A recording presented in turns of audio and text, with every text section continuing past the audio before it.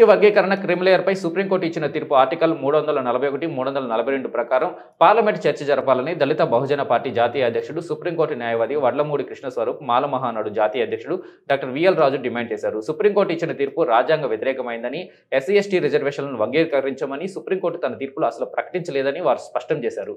మాల మహానాడు ఆధ్వర్యంలో Basheerbagh press club లో SC వర్గీకరణ క్రిమిలేయర్ కు వ్యతిరేకంగా జరిగిన రాష్ట్ర స్థాయి సదస్సులో ఆయన మాట్లాడుతూ రాష్ట్ర ప్రభుత్వం నియమించిన ఏకసభ్య కమిషన్ను తక్షణమే రద్దు చేయాలని వారు డిమాండ్ చేశారు. వర్గీకరణపై ఏఐసీసీ నేతలు ఎలాంటి నిర్ణయం తీసుకోకముందే సీఎం రేవంత్ రెడ్డి వర్గీకరణ కోసం ఏకసభ్య కమిషన్ను నియమించడం తీరని ద్రోహమన్నారు. గడిచిన అసెంబ్లీ ఎన్నికల్లో మాలలంతా కాంగ్రెస్ పార్టీకి ఓట్లు వేసి రేవంత్ రెడ్డిని సీఎం చేశారని, మాదిగలు బీజేపీకి ఓట్లు వేశారని, వర్గీకరణ పేరుతో రేవంత్ రెడ్డి మాలలకు వెనుపోటు పొడిచారన్నారు.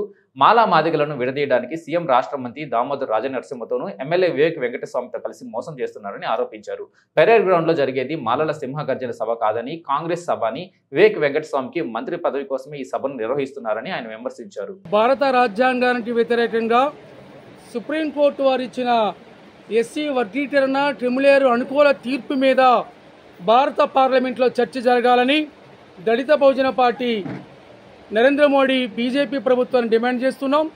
మరి దేశంలో ఉన్న అన్ని మనువాద దోపిడీ మాఫియా రాజకీయ పార్టీలు, అటు BJP, Congress, TRS, BRS, YSRCP, Telugu Desam, CPI, CPM వంటి వామపక్ష పార్టీలు, ఆమ్ ఆద్మీ పార్టీలు వంటి ఈ మొత్తం దోపిడీ కులాల పార్టీలు వీళ్ళందరూ కూడా దళితులు విభజించి దళితుల యొక్క శక్తిని నిర్వీర్యం చేసి రాజ్య అధికారంలోకి రానియకుండా జీవితాంతం బానిసత్వంలో పడవేయడానికి, అణగదొక్కడానికి ఈ అడ్రకుల పార్టీలు ప్రభుత్వాలు చేసిన దుర్మార్గమైన సామాజిక రాజకీయ కుట్రే ఈ వర్గీకరణ అంశం.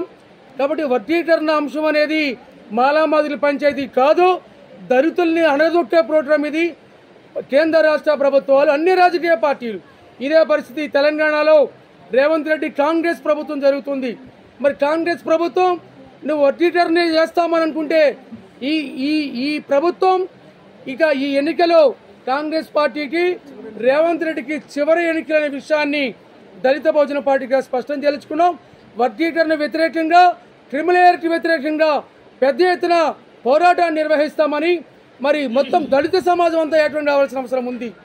కాబట్టి మాదిగ సమాజాన్ని తప్పుదారి పట్టిస్తున్న ఎంఆర్పిఎస్ మంద కృష్ణ మాదిగ మాలల చైతన్యాన్ని, మాలల పోరాటాన్ని పట్టుదారి పట్టిస్తున్న కాంగ్రెస్ పార్టీలో ఉన్న వివేక్ వెంకటస్వామి, బట్టి విక్రమార్క లాంటి మాల ద్రోహులు వీళ్ళందరికీ వ్యతిరేకంగా దళితులంతా ఐక్యంగా పోరాటం చేసి రాజ్య అధికారాన్ని తెలంగాణలో హస్తగతం చేసుకుంటే తప్ప ఈ వర్గీకరణ భూతం, ఈ దుర్మార్గం, ఈ అన్యాయం ఆగదు.